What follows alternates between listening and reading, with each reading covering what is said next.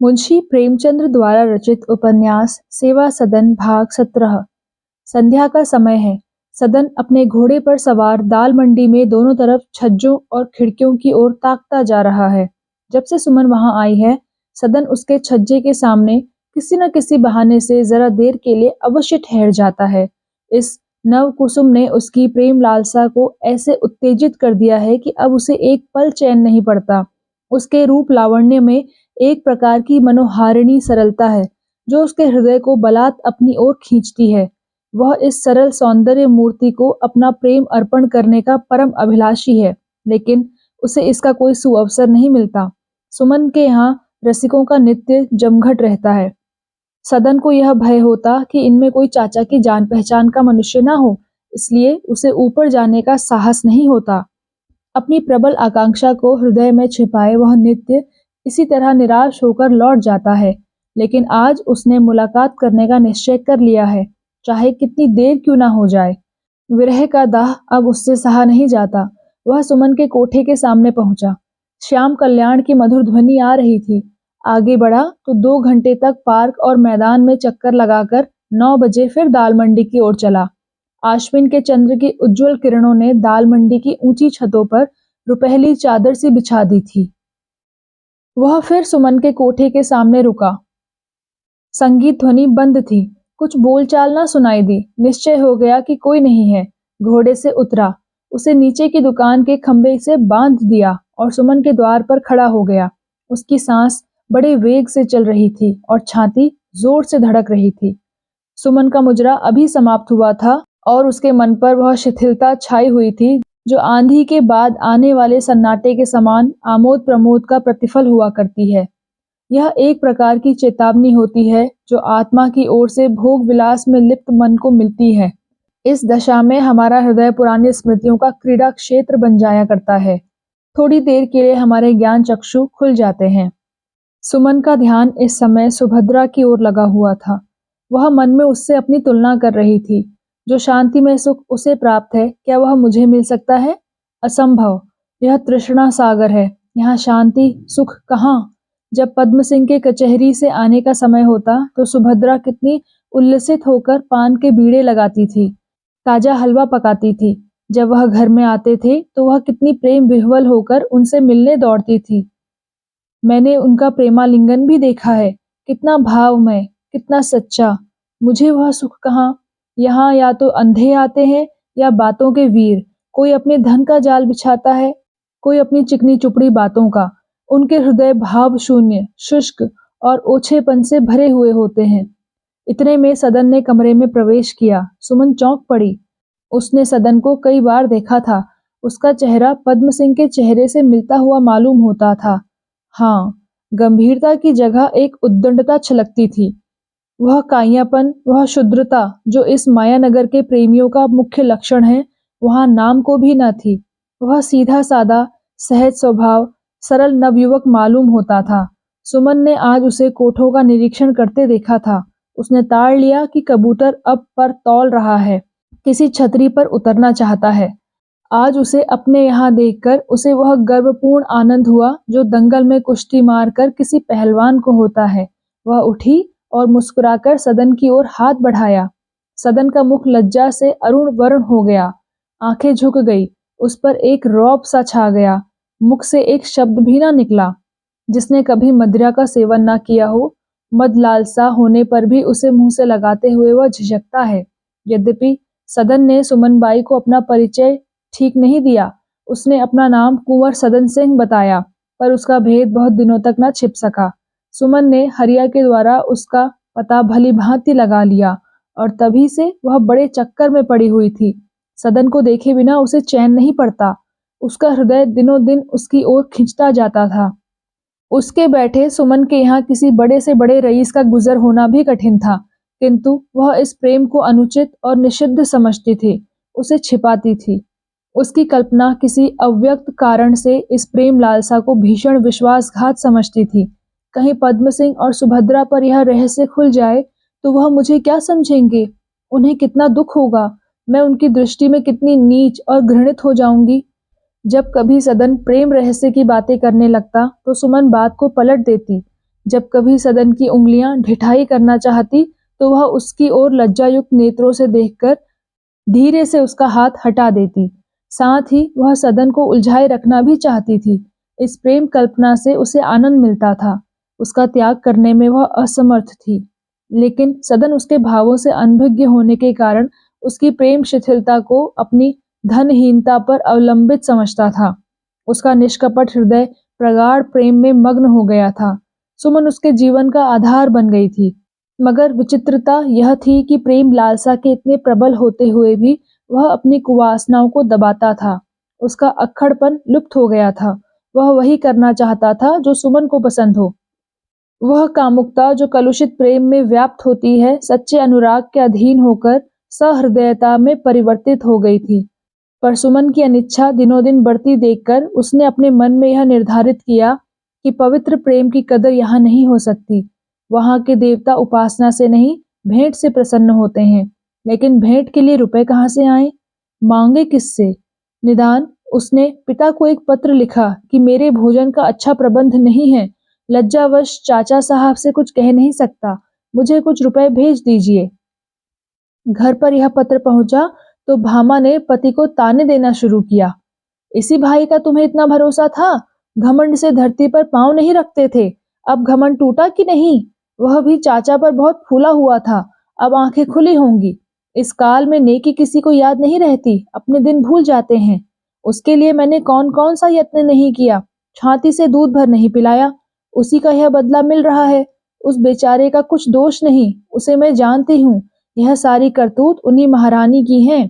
अब की भेंट हुई तो वह खरी खरी सुनाओ कि याद करें। मदन सिंह को संदेह हुआ कि सदन ने यह पाखंड रचा है। भाई पर उन्हें अखंड विश्वास था, लेकिन जब भामा ने रुपए भेजने पर जोर दिया तो उन्हें भेजने पड़े। सदन रोज डाकघर जाता, डाकिये से बार बार पूछता। आखिर चौथे दिन 25 रुपए का मनी ऑर्डर आया। डाकिया उसे पहचानता था। रुपए मिलने में कोई कठिनाई ना हुई। सदन हर्ष से फूला ना समाया। संध्या को बाजार से एक उत्तम रेशमी साड़ी मोल ली, लेकिन यह शंका हो रही थी कि कहीं सुमन इसे नापसंद ना करे। वह कुंवर बन चुका था, इसलिए ऐसी तुच्छ भेंट देते हुए झेपता था। साड़ी जेब में रख बड़ी देर तक घोड़े पर इधर उधर टहलता रहा। खाली हाथ वह सुमन के यहाँ नित्य बेधड़क चला जाया करता था, पर आज उसे भेंट लेकर जाने में संकोच होता था। जब खूब अंधेरा हो गया तो मन को दृढ़ करके सुमन के कोठे पर चढ़ गया और साड़ी चुपके से जेब से निकालकर श्रृंगार दान पर रख दी। सुमन उसके इस विलंब से चिंतित हो रही थी। उसे देखते ही फूल के समान खिल गई। बोली, यह क्या लाए? सदन ने झेंपते हुए कहा, कुछ नहीं, आज एक साड़ी नजर आ गई, मुझे अच्छी मालूम हुई, ले ली। यह तुम्हारी भेंट है। सुमन ने मुस्कुराकर कहा, आज इतनी देर तक राह दिखाई, क्या यह उसी का प्रायश्चित है? यह कहकर उसने साड़ी को देखा। सदन की वास्तविक अवस्था के विचार से वह बहुमूल्य कही जा सकती थी।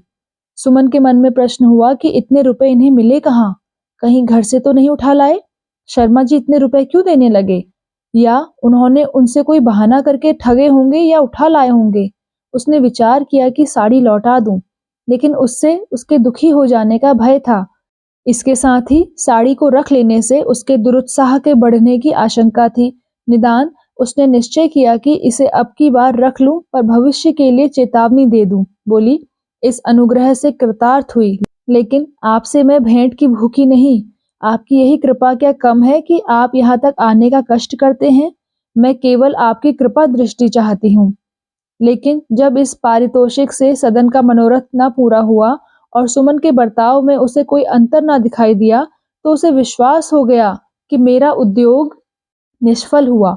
वह अपने मन में लज्जित हुआ कि मैं एक तुच्छ भेंट देकर उससे इतने बड़े फल की आशा रखता हूँ। जमीन से उचककर आकाश के तारे तोड़ने की चेष्टा करता हूँ।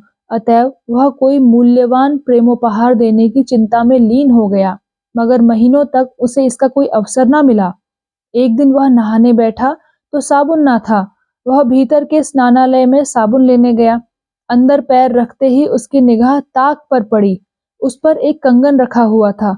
सुभद्रा अभी नहाकर गई थी। उसने कंगन उतार कर रख दिया था, लेकिन चलते समय उसकी सुध न रही। कचहरी का समय निकट था। वह रसोई में चली गई। कंगन वहीं धरा रह गया। सदन ने उसे देखते ही लपक कर उठा लिया। इस समय उसके मन में कोई बुरा भाव न था। उसने सोचा, चाची को खूब हैरान करके तब दूंगा, अच्छी दिल लगी रहेगी। कंगन को छिपाकर बाहर लाया और संदूक में रख दिया। सुभद्रा भोजन से निवृत्त होकर लेट गई। आलस से आया, सोई तो तीसरे पहर को उठी। इसी बीच में पंडित जी कचहरी से आ गए।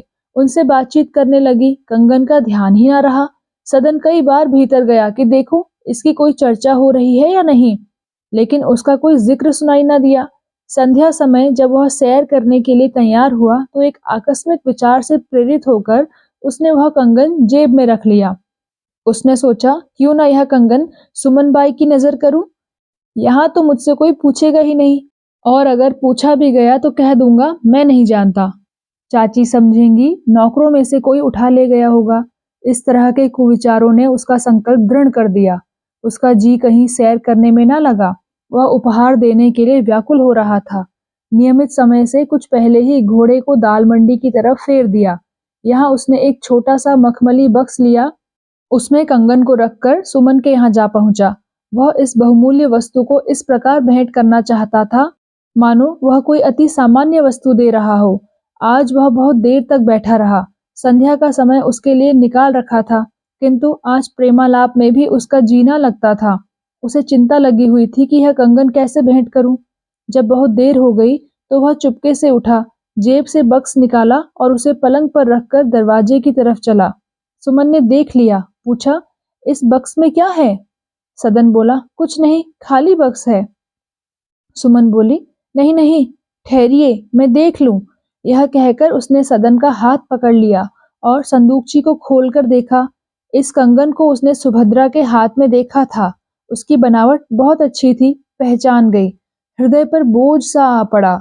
उदास होकर बोली, मैंने आपसे कह दिया था कि मैं इन चीजों की भूखी नहीं हूँ। आप व्यर्थ मुझे लज्जित करते हैं।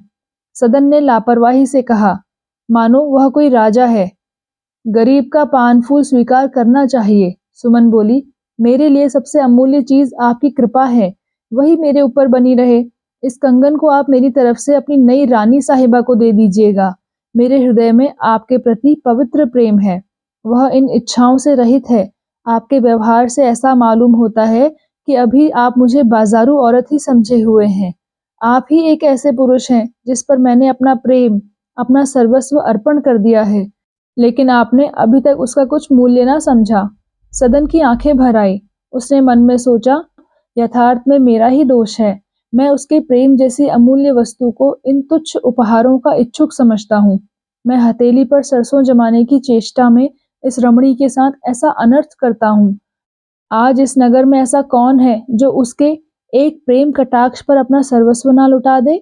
बड़े बड़े ऐश्वर्यवान मनुष्य आते हैं और वह किसी की ओर आंख उठाकर भी नहीं देखती, पर मैं ऐसा भाव शून्य नीच हूँ कि इस प्रेम रत्न को कौड़ियों से मोल लेना चाहता हूँ। इस ग्लानिपूर्ण भावों से वह रो पड़ा। सुमन समझ गई कि मेरे वह वाक्य अखर गए। करुण स्वर में बोली, आप मुझसे नाराज हो गए क्या? सदन ने आंसू पीकर कहा, हाँ, नाराज तो हूँ। सुमन बोली, क्यों नाराज हैं? सदन बोला, इसलिए कि तुम मुझे बाणों से छेदती हो। तुम समझती हो कि मैं ऐसी तुच्छ वस्तुओं से प्रेम मोल लेना चाहता हूँ।